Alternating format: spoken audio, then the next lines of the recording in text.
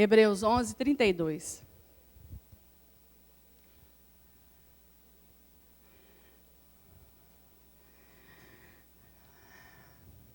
Tem um hino antigo, bem pentecostal. Ele fala assim: o Espírito Santo me revela que Deus está, Ele está neste lugar. Louvado seja. Obrigada, Senhor, por tua presença. Obrigada, Senhor. Nós cremos na presença do Senhor aqui. Quando eu falo hino pentecostal, Marilene já... Deixa eu ver se eu sei, né, pastora? Hebreus 11, 32. Quantos exemplos mais darei? Infelizmente, não disponho de tempo para falar sobre a devoção de Gideão, Baraque, Sansão, Jefté, Davi, Samuel e os profetas. Vamos ler o restante? É bem interessante. Os quais, por intermédio da fé, conquistaram reinos, praticaram a justiça, receberam o cumprimento de promessas, fecharam a boca de leões, extinguiram a violência do fogo, foram libertos do fio da espada, da fraqueza tiraram força, tornaram-se poderosos nas batalhas e puseram em retirada exércitos estrangeiros. Algumas mulheres receberam por meio da ressurreição os seus mortos de volta à vida. Uns foram martirizados e não negociaram seu livramento, a fim de que puderem conquistar uma ressurreição ainda mais excelente. Muitos enfrentaram zombarias e torturas, outros ainda foram acorrentados e jogados aos cárceres, apedrejados, cerrados ao meio, tentados, mortos ao fio da espada. Andaram sem rumo, vestidos de pele de ovelha e de cabras, necessitados, angustiados e maltratados. Caminharam como refugiados, vagando pelos desertos e montes, pelas cavernas e buracos na terra. Pessoas das quais o mundo não foi digno. Ora, todos esses, apesar de haverem sido aprovados por Deus por meio da fé, não presenciaram a concretização do que ele havia prometido. Tendo em vista que Deus havia providenciado algo ainda mais excelente para nós, a fim de que juntamente conosco pudessem ser eles também aperfeiçoados. Glória a Deus. Senhor Deus, palavra maravilhosa do Senhor. Ó Pai, quem dera nós fôssemos, ao menos, perseguidos um pouco, como esses heróis da fé foram. Afrontados, perseguidos, muitos morreram, muitos se esconderam para fugir da morte, para continuar pregando a Tua palavra, Pai. Um aprendizado maravilhoso para as nossas vidas, Senhor. Ó Deus, essa noite nós queremos dizer ao Senhor que eis-nos aqui, como filhos do Senhor, nosso Deus e Pai Altíssimo, para cumprir em nós o propósito que o Senhor tem para nós. Ó Deus, tira de nós todo medo, toda angústia. Leva embora, Senhor, toda preocupação. Que nada venha tirar ou roubar esse tempo maravilhoso de estarmos na Tua presença, aprendendo mais da Tua palavra, sendo exortados pela Tua palavra, libertos pela Tua palavra, edificados pela Tua palavra, Senhor. Ó Deus, que a palavra do Senhor, ela venha misturar mesmo junto com a minha, que vai sair aqui agora, mas que ela venha fazer um efeito maravilhoso nos nossos corações, Pai. Que ela venha transformar a nossa vida, não venhamos sair daqui do mesmo jeito que entramos, não, Senhor. Que a visita do Senhor em poder, graça, bondade e misericórdia transforma a nossa forma de pensar, transforma o nosso coração, transforma a nossa vida. Nós queremos ser testemunhas vivas do Teu Evangelho, da Tua palavra. Queremos renunciar, ó Deus, ao pecado, que de uma forma grandiosa tem tomado conta do Teu povo, Senhor. Em nome de Jesus, ó Pai, clamamos ao Senhor essa noite. Amém. Amados, então hoje, apesar da leitura toda, e realmente é grandiosa essa palavra, né? Nós vamos falar hoje de Gideão, Baraque e Débora. Vamos falar um pouco desses heróis da fé. Esses heróis da fé, a história deles encontra-se em Juízes. Então, nós vamos passear um pouquinho aí no livro de Juízes.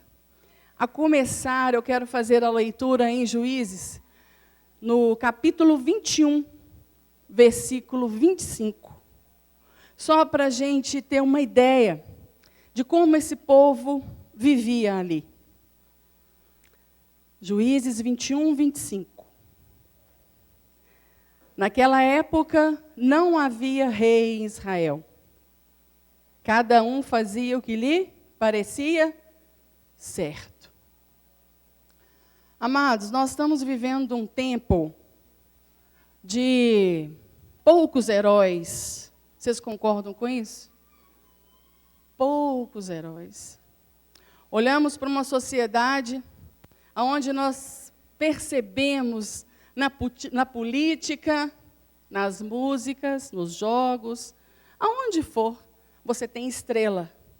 Mas essa estrela, ela aparece, ela brilha, parece algo maravilhoso.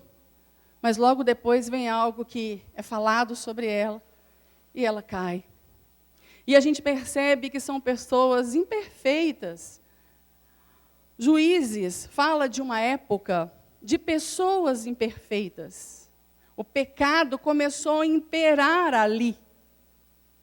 Mas Deus olhou para 12 homens e mulheres.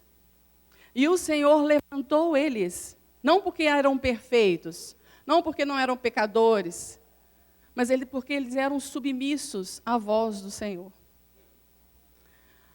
Semana passada, o pastor Robson trouxe para nós um herói da fé, Josué. O livro de Josué fala para nós uma situação de quê? Conquista. Foi isso que o pastor Robson falou para nós? Que o muro caiu com um toquezinho, não foi, pastor? Então, nós percebemos ali o quê? Avanço, obediência, crescimento. O livro de Josué é isso. Seja forte e corajoso, e ele avança, ele obedece, ele ora, ele busca a direção de Deus. E ele chega na terra prometida. Quando chega na terra prometida, sorteia as terras, divide as tribos, cada pessoa pega a sua porção, o seu lugar de morar. E Josué morre. Josué morre. Muitos anciãos ali que davam exemplo de santidade, de buscar ao Senhor, de buscar a direção do Senhor, morrem também.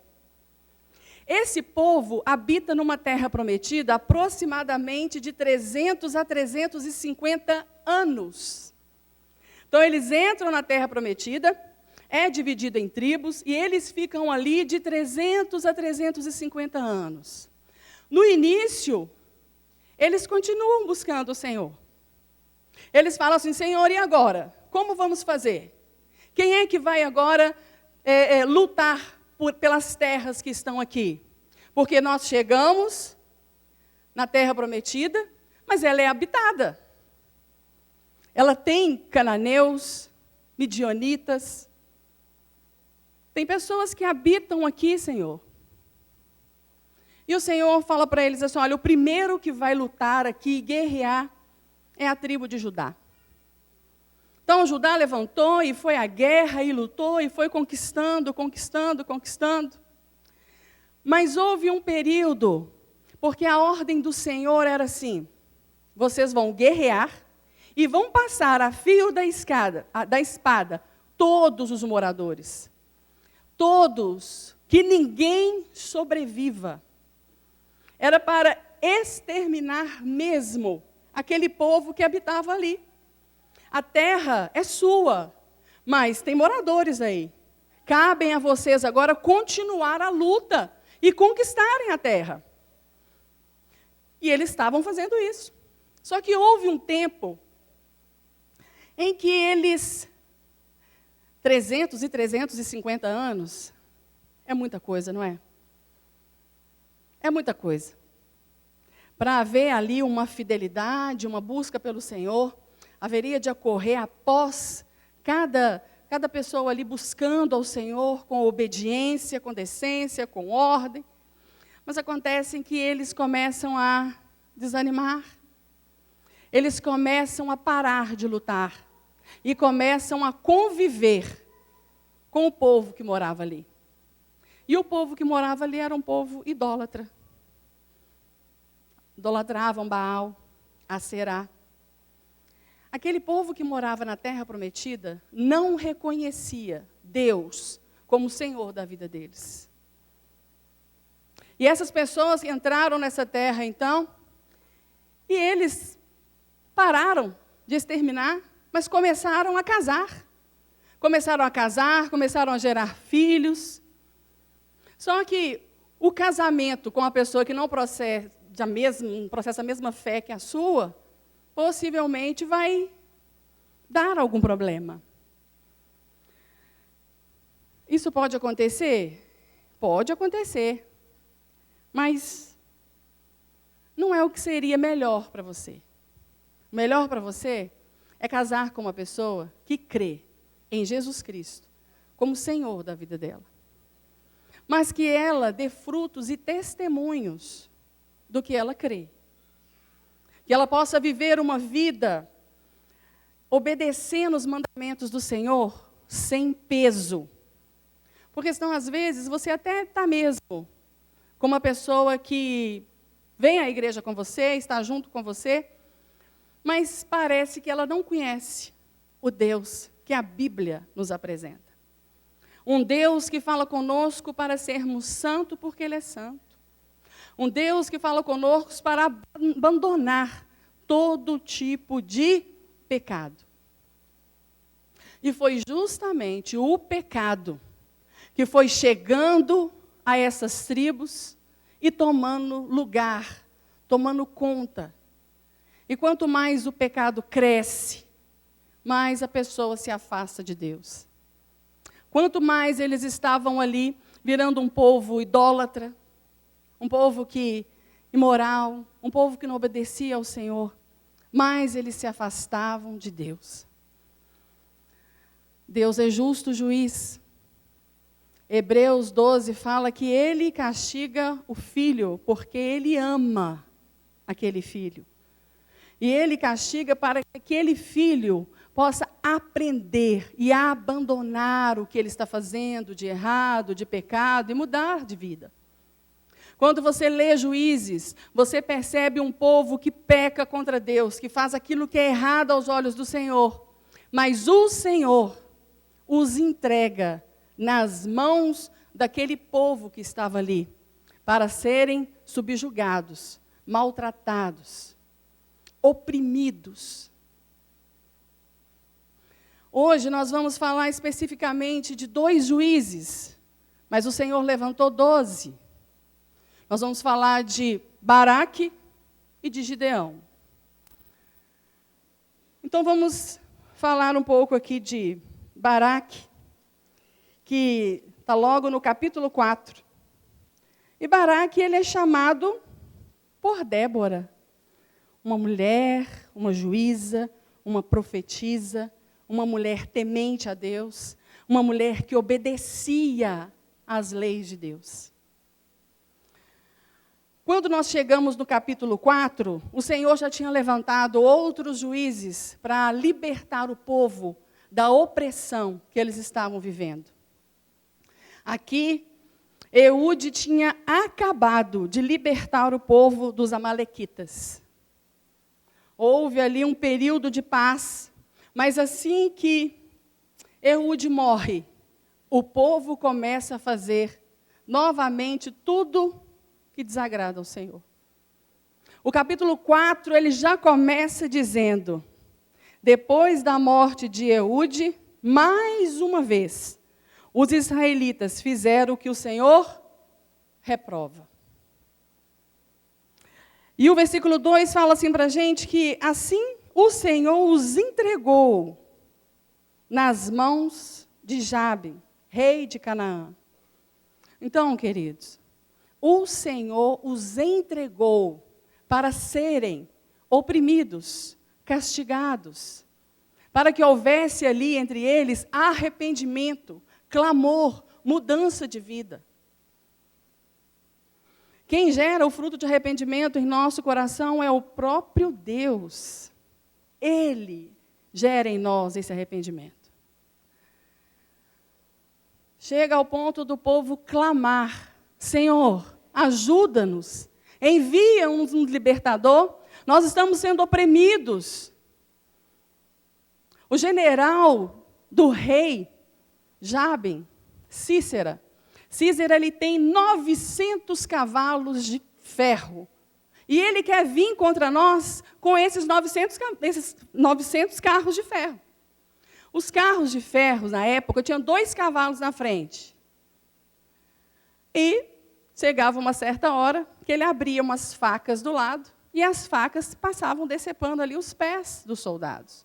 Vocês já viram isso em filme? Tem o filme Ben-Hur, já viram o filme? Que mostra direitinho ali, quando eles estavam, né, lutando ali, e ali eles abrem essas facas laterais, e elas passam ali, tirando os pés de todos os soldados. E os israelitas estavam com medo disso, e eles clamavam a Deus, para que Deus desse o livramento para eles.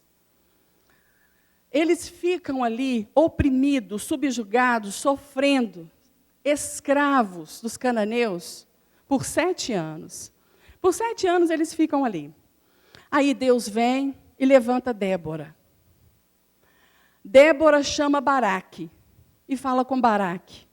Baraque, Deus manda dizer a você que você deve pegar 10.000 homens, subir ao Monte Tabor, e lá o Senhor vai entregar nas tuas mãos Císera. Baraque escuta aquilo, para, e fala com ela assim, bom, eu vou ao Monte Tabor, vou com 10.000 homens, mas se você for comigo. A Bíblia não fala do caráter de Baraque, se o que ele estava tendo aqui era medo, desconfiança, falta de fé. A Bíblia não fala nada. A Bíblia só diz que no momento que ele fala com ela, eu vou, se você for comigo, e ela fala, sim, eu irei com você. Mas porque você agiu desta forma, Císera será entregue na mão de uma mulher. A honra não será sua, Baraque. Olha, Deus levanta uma profetisa, uma juíza, para falar para ele como ele deveria fazer. Ele entende o que ele deve fazer, e ele vai fazer. A honra seria dele. Mas ela fala, a honra não será sua. Esse comandante será entregue à mão de uma mulher. Mas ela vai com ele. Eles vão para a guerra. Quando chega lá, realmente, o comandante fica sabendo que Baraque está lá. E ele vai à guerra para lutar com Baraque. Só que ele vai confiante. Ele vai com os 900 carros de ferro dele. Confiante de que hoje eu mato mais israelitas. Hoje eu extermino esse povo. Ele sobe para guerrear, para matar. Quando ele chega lá, Débora fala com Baraque, olha, Deus está entregando nas suas mãos, Baraque, hoje, vá, lute. Baraque está nas suas mãos. Ó, Císera está nas suas mãos. Baraque vai, luta, guerreia. Quando Císera vê que os soldados deles estão morrendo, que os 900 cavalos de ferro dele não estão valendo nada, mas estão todos caindo e morrendo, ele foge. Foge a pé, vai para uma tenda, e nessa tenda tem uma mulher. O nome dessa mulher é Jael. E por incrível que pareça, essa mulher é esposa de Éber. Éber é um queneu que afastou do povo, e ele era aliado de Císera. Aliado dele. Então ele falou assim, então eu estou bem, eu estou salvo. Eu estou numa tenda, aonde o dono dessa tenda é meu aliado. Só que Éber não estava lá, quem estava era Jael, a esposa dele.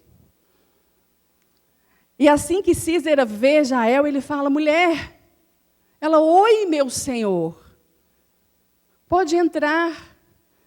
Ele entra, ele pede água, ela dá água para ele tomar, com todo cuidado, com toda receptividade. Toma sua água, deita um pouco para você descansar. Jael, ela era temente a Deus. Ela não se prostituía com Baal e Aserá. ela temia ao Deus de Israel. Quando ela viu Císera entrar ali, ela o recebeu, deu água, ele deitou, ele dormiu. Na primeira oportunidade que ela teve, ela pegou uma estaca da tenda e cravou essa estaca na cabeça de Císera. Ela enferrou até chegar no chão, até certeza que esse comandante está morto. E aí, Baraque correndo atrás de Císera, buscando ele, todos os outros soldados cananeus estavam mortos pela espada de Baraque. E os outros 10.000 homens que estavam com eles. Nenhum israelita morreu. Baraque sai correndo atrás de Císera para terminar com os cananeus. Quando ele chega lá, ela chama ele e fala: vem cá, esse é o homem que você procura. E ele já está morto. Cumpriu o que Débora disse? Cumpriu. Ele teve fé de que Deus estaria com ele naquela guerra. E que, sim, o rei de Canaã, o comandante de Canaã, estaria nas mãos dele. Esse povo foi liberto, estava livre da opressão dos cananeus.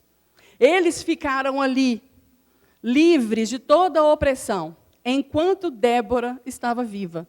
Porque Débora incentivava e chamava o povo à adoração a Deus. Ela chamava o povo ao cumprimento das leis de Deus. Ela levava a memória do povo como foi o resgate deles do Egito. Ela chamava a memória deles como eles foram libertos da opressão do Egito. Ela chamava atenção para eles: olha, nós passamos ali o Mar Vermelho, nós tivemos muitos livramentos.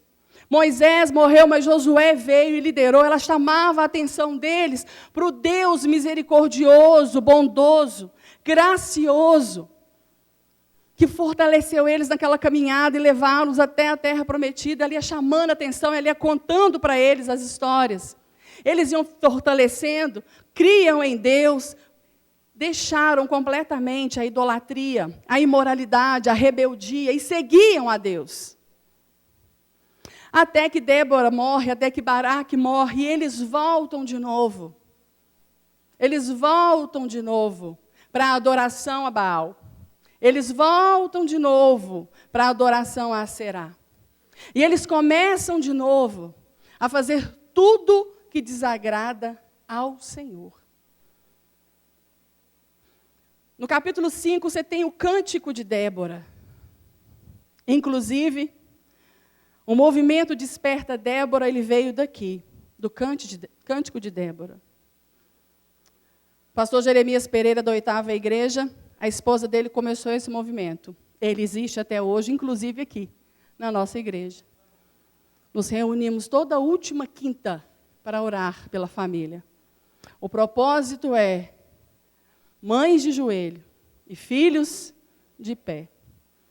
Então foi a partir desse cântico, quando a esposa de Jeremias estava lendo esse cântico, Deus ministrou ao coração dela sobre começar esse ministério. E aquilo que é do Senhor, Ele prospera. E há anos Ele está aí, sendo fortalecido por outras mães, outras mulheres, que entendem a importância de estar aqui em oração. Deus não recusa a oração de ninguém. Agora, imagina uma mãe que se dispõe a orar por um filho, que às vezes está numa situação de desvio da palavra do Senhor, usando drogas, afastado da casa do Senhor. Então, são mães que creem que o nosso Deus, Ele é fiel e justo para completar a boa obra da salvação da família inteira. E nós nos reunimos aqui com este propósito. Só um parênteses, né? Gideão, capítulo 6, Juízes, capítulo 6, vai nos falar de Gideão. a fé de Gideão. E já começa novamente falando assim, olha, de novo, os israelitas fizeram o que o Senhor reprova. E durante 7 anos, ele os entregou nas mãos dos midianitas. Os midianitas dominaram Israel. Por isso, os israelitas tiveram aquele momento de opressão de novo. A palavra do Senhor diz que os midianitas vinham novamente e atacavam esse povo. Tudo que os israelitas plantavam, vinham os amalequitas, os midianitas e todo o povo do deserto que não temia a Deus e destruía. A palavra do Senhor fala que eles eram numerosos, parecia gafanhoto. Eram mais numerosos do que, não tinham como você contar. É como a areia do mar. Vinha aquela tropa de midianitas, todo o povo que morava ali, e destruía a plantação dos israelitas. Eles não tinham o que comer, eles não tinham mais vaca, eles não tinham bezerros, eles não tinham mais nada, porque tudo era levado, morto por esse povo. Até que eles novamente gritam e clamam ao Senhor. Senhor, salva-nos, liberta-nos dos midianitas. Mas dessa vez o Senhor levanta um profeta. E esse profeta chega ali e fala com eles, olha, vocês não lembram que eu tirei vocês da terra do Egito? O profeta ele é usado por Deus para chamar a atenção do povo, para que eles se lembrem que quem está ali é o Senhor. Olha, o Senhor está permitindo esse juízo sobre a vida de vocês. Porque o Senhor libertou vocês do Egito, mas vocês continuam desobedecendo ao Senhor e fazendo aquilo que o Senhor reprova. Essa é a resposta. O Senhor envia um profeta para eles. Deus bondoso, que age com graça e poder. No versículo 11, Juízes capítulo 6, no versículo 11, olha lá. Então, o anjo do Senhor veio, sentou-se sobre a grande árvore de Ofra, que pertencia ao Asbezerrita, Joás. Gideão, filho de Joás, estava malhando o trigo num tanque de prensar uvas. Gideão estava com medo, escondido, malhando o trigo, para que quando os midianitas viessem, não o encontrassem. E não levasse embora e destruísse aquilo que ele estava ali cultivando. Para que fosse o sustento deles. E é interessante que o anjo do Senhor aparece para ele e fala com ele uma frase para dar ele forças. Mas ele age ao contrário, né? O anjo do Senhor, que é o próprio Senhor, fala com ele assim, ó Senhor, o Senhor está com você, poderoso guerreiro. E no versículo 13, ele abre uma exclamação, ah, Senhor. Ah, Senhor. Logo eu, o menor da minha tribo, do meu clã, o menor da minha família. Mas antes dele reclamar sobre quem ele era, ele fala assim para Deus, mas o Senhor, não é justamente o Senhor que está permitindo tudo o que está acontecendo? Os meus antepassados disseram que o Senhor era um Deus de milagres. Quantos de nós, que ao vermos tanto sofrimento, tantas más notícias, tanta tristeza, a gente não vira para Deus e fala, ah, Senhor, por que o Senhor está permitindo tanto sofrimento? Por que o Senhor está permitindo este sofrimento a esta pessoa?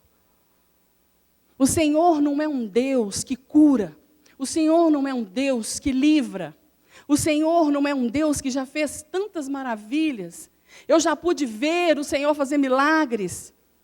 E hoje, Senhor, nós estamos aqui à mercê, entregues a esse povo que nos oprime, nos escraviza, nos maltrata, e o Senhor não faz nada. E Deus nem discute com ele. Deus poderia falar com ele, falar assim, olha, eu estou aqui mais uma vez para libertar vocês, porque eu ouvi o clamor de vocês. Mas o que vocês estão passando é porque vocês são desobedientes. Vocês não obedecem aquilo que eu coloco para vocês. Mas Deus não. Com toda paciência, Deus escuta o que Gideão fala com ele. E Deus só fala para ele: eu estarei contigo, guerreiro. O Senhor não olha para o medo de Gideão. Aliás, Deus vê Gideão tão diferente do que ele próprio vê.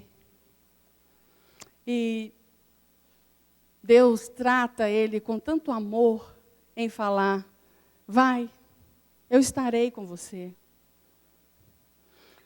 Queridos, muitas das vezes a gente percebe uma oração nossa, parece que a nossa oração tem vezes que ela é cheia de medo.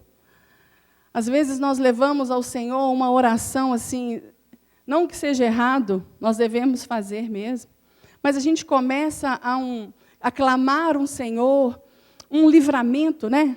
Senhor, livra meus filhos de pecarem contra o Senhor, livra os meus filhos de desviarem do seu caminho. Senhor, livra os meus filhos, Senhor, guarda os meus filhos, guarda os meus entes queridos. Senhor, abençoa, protege.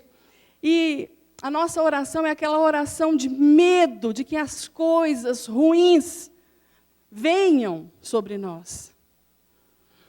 É uma oração de coragem, de dizer ao Senhor: Senhor, como o Senhor quer usar a minha vida para abençoar outras pessoas. Senhor, como o Senhor quer que o meu filho, aonde o Senhor quer que o meu filho vá para pregar a Tua palavra.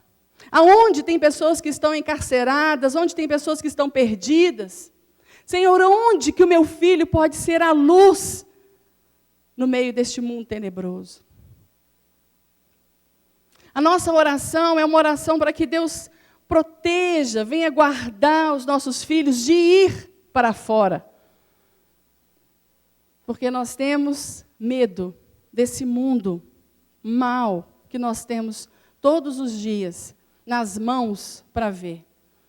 Você abre o seu celular e logo você já tem um monte de notícia de estupro, de assassinato, de perseguição a crianças, a mulheres.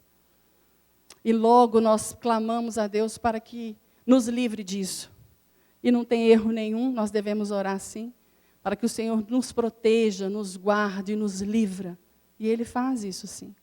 Mas que nós também tenhamos um coração corajoso de clamar ao Senhor: Senhor, aonde o Senhor quer usar a minha vida para manifestar a graça do Senhor.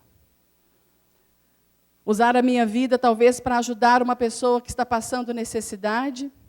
Usar a minha vida com aconselhamento para um casal que está passando por um momento difícil. Mesmo que eu tenha que, às vezes, sacrificar, renunciar ao meu dia de folga, renunciar ao conforto da minha casa, para acompanhar um casal que, às vezes, está passando por um momento de dificuldade no relacionamento. Senhor, aonde o Senhor quer que eu esteja? Às vezes tem mulheres que estão sendo verdadeiramente passando por um momento de depressão, de tristeza, de dor. Senhor, onde a minha vida pode abençoar essas mulheres? Homens que podem orar na casa dessas pessoas, ajudar. Que a nossa oração ela seja uma oração de eis-me aqui, Senhor, para fazer e cumprir o propósito do Senhor. Porque a nossa tendência é fazer como Gideão. Eu, o menor do clã, o que sabe menos, o que menos sabe sobre a Tua palavra, logo eu que vou lá levar a palavra do Senhor. Eu, Senhor, que estou passando por esse momento de enfermidade, eu vou orar por aquelas pessoas que estão enfermas no hospital e fazer essa visita. Logo eu, Senhor. E nós começamos ali, então, a trazer um egoísmo para a nossa vida, quando não vigiamos que a nossa vida é para glorificar ao Senhor. O que Deus está nos mostrando aqui em Gideão, Baraque e Débora é que o Senhor usa pessoas improváveis. Realmente, Gideão era improvável. Ele estava escondido, se protegendo para ter comida. E o Senhor Deus aparece para ele e fala assim, olha, eu vou com você, Gideão, lutar uma guerra e exterminar os midianitas. Eu vou com você. Mas, Senhor, se o Senhor está comigo mesmo, me dê um sinal. E você vai ter o sinal da lã. Se a lã estiver molhada, o Senhor está comigo. E, sinceramente, Deus foi lá e deixou a lã molhada para provar que estava com ele. Mas, de novo, Senhor, que a ira do Senhor não se acenda sobre mim, mas, Senhor, de novo, me dá mais um sinal. Se é o Senhor que vai estar comigo nessa guerra, nessa peleja para destruir os midianitas, que a lã fique seca e que o chão fique molhado. E, de novo, a lã seca e o chão molhado. Alguns estudiosos falam que isso é falta de fé ou é uma teologia fraca. Outros falam que o que ele estava vivendo ali naquele período era um medo por conta das consequências do pecado do povo. O povo pecava, o povo era idólatra, então ele estava nesse meio. Ele vai pedindo sinais a Deus, por quê? Porque o coração dele estava idólatra, o coração dele estava com medo. E ele queria ter a certeza que Deus de Israel estava com ele. Se Deus vier aqui e falar com você, vai, filho, você vai falar, mas eu? Um medo em que o Senhor conhece, em que o Senhor entende. O Senhor não repreende Gideão, porque ele pede sinais ao Senhor. Mas o Senhor faz os sinais para ele, demonstrando o amor, a misericórdia, a graça e o cuidado de Deus. Deus pede a Gideão para que destrua o altar de Baal naquele lugar, antes de usá-lo para ir para a guerra. Então o Senhor chama Gideão, mostra para ele que ele mesmo está com ele.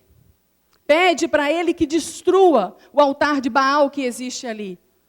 E o poste de Aserá. Destrua tudo isso. Faça um holocausto para mim ali. E Gideão fez.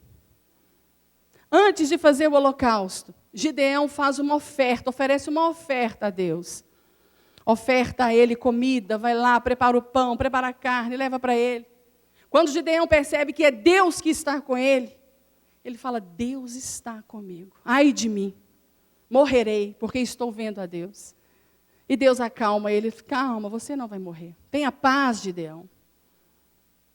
E é com paz que ele segue, fazendo o holocausto para o Senhor. Enquanto Gideão está ali, nesse diálogo com Deus, oferecendo sacrifício, oferecendo oferta, os midianistas, os amalequitas e todos os povos ali da região do deserto chegam para invadir novamente a terra prometida.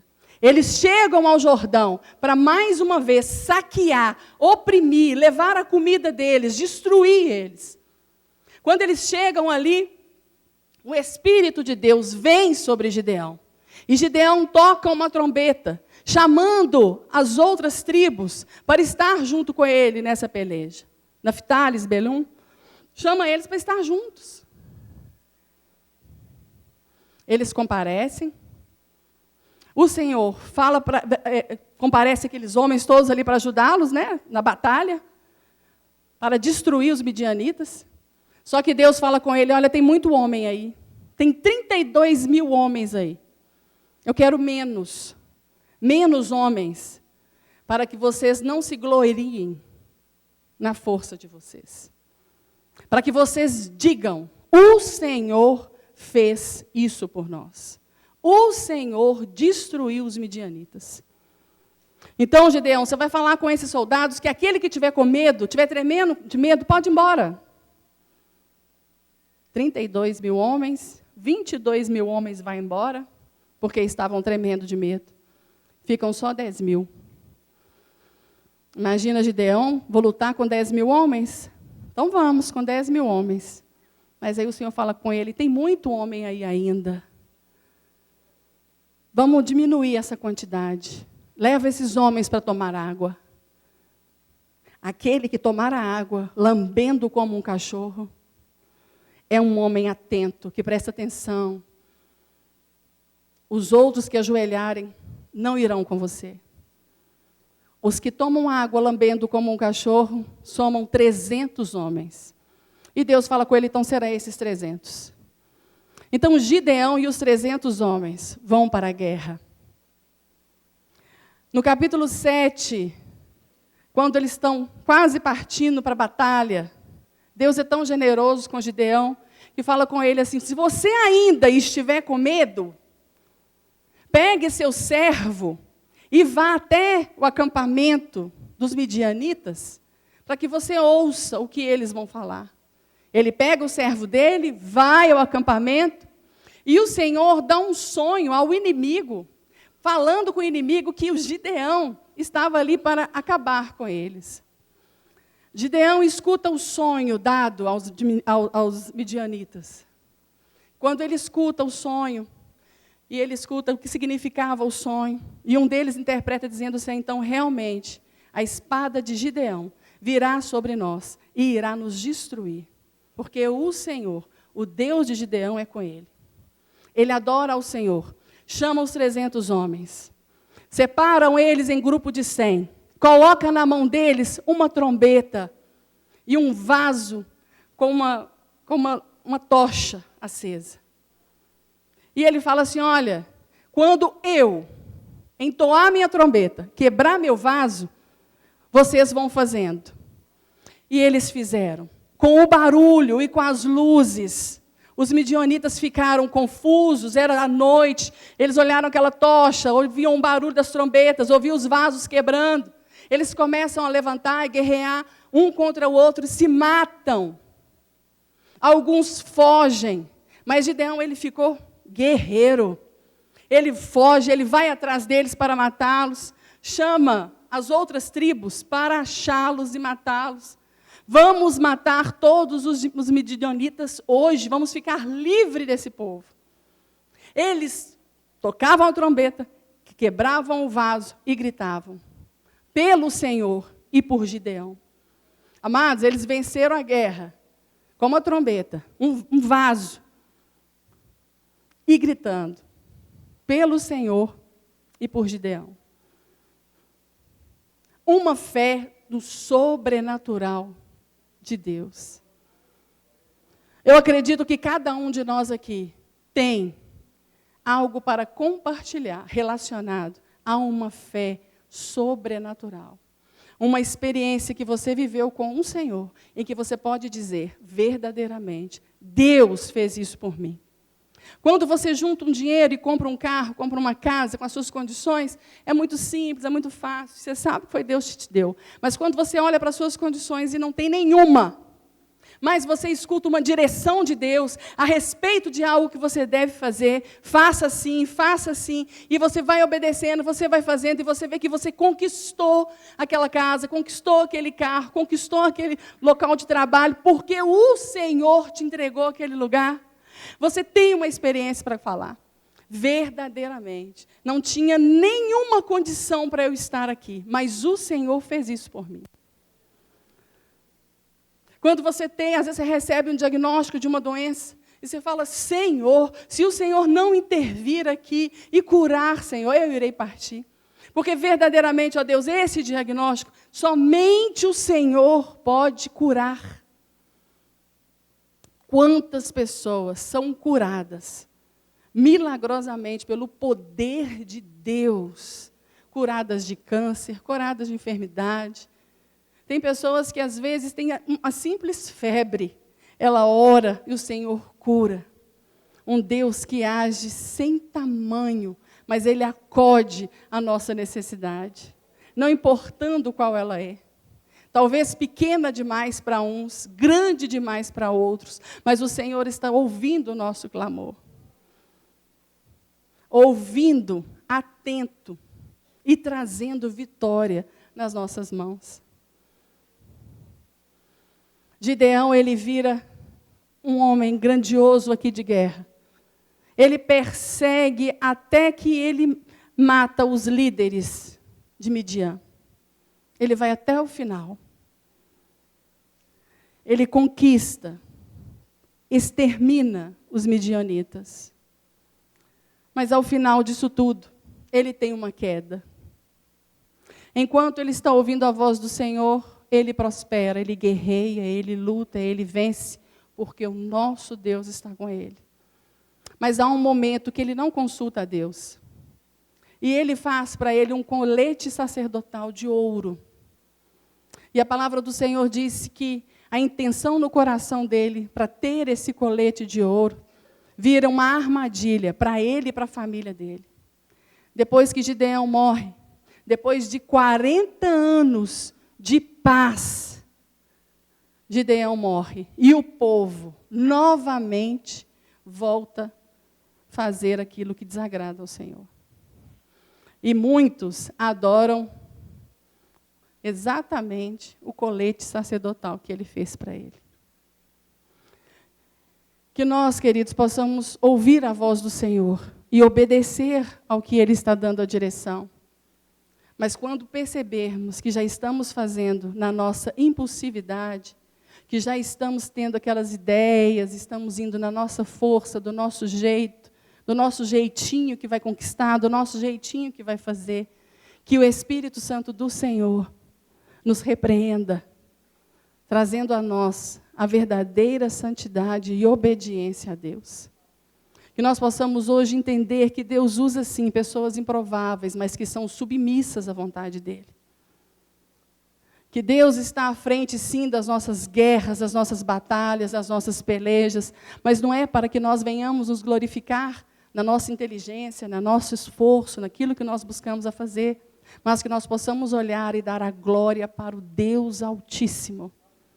O Deus que enviou Jesus Cristo para nos salvar.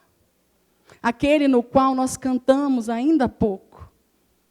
Ainda há pouco nós entoamos um louvor, exaltando a Jesus Cristo.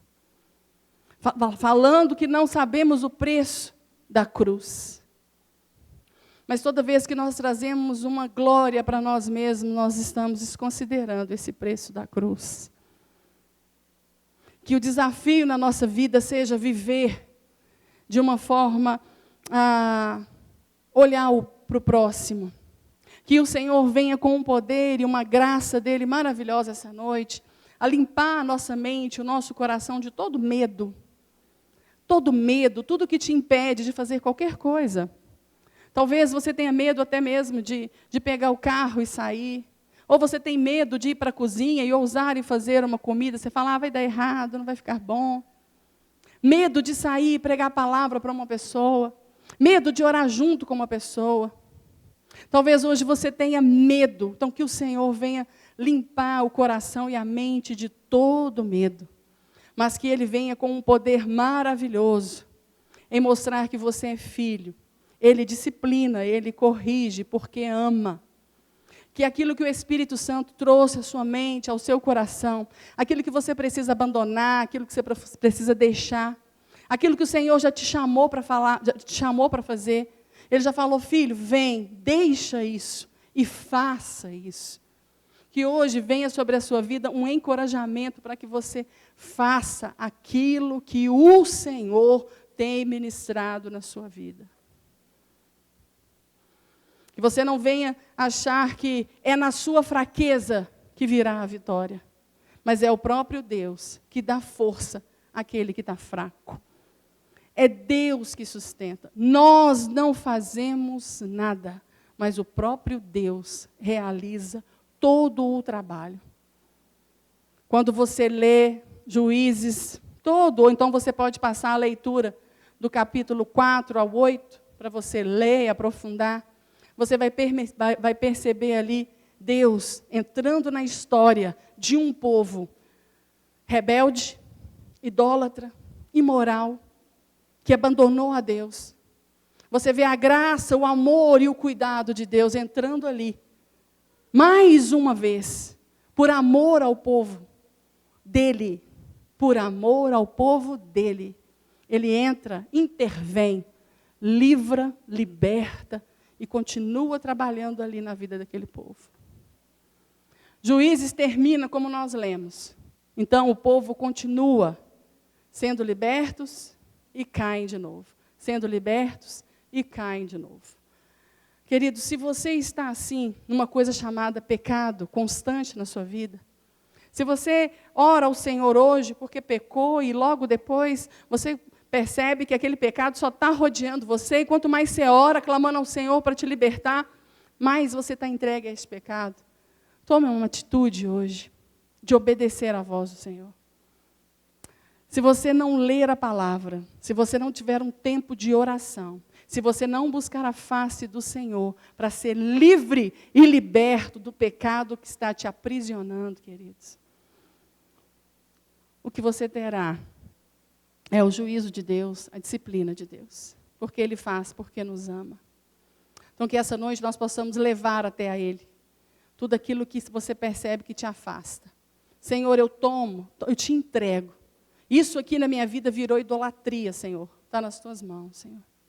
Isso aqui hoje, Pai, virou realmente uma imoralidade na minha vida. Senhor, eu não consigo nem conviver com isso que eu estou convivendo. Porque eu sei que tudo isso que eu faço te desagrada. Mas eu não consigo abandonar. Que hoje seja uma noite surpreendente de libertação, de salvação, de cuidado de Deus e de um fortalecimento sobrenatural para você romper com tudo, todo tipo de cadeia que te prende. Mas que você possa viver este evangelho dando fruto e mostrando que a sua vida, ela é para glorificar a Deus. Amém? Vamos orar.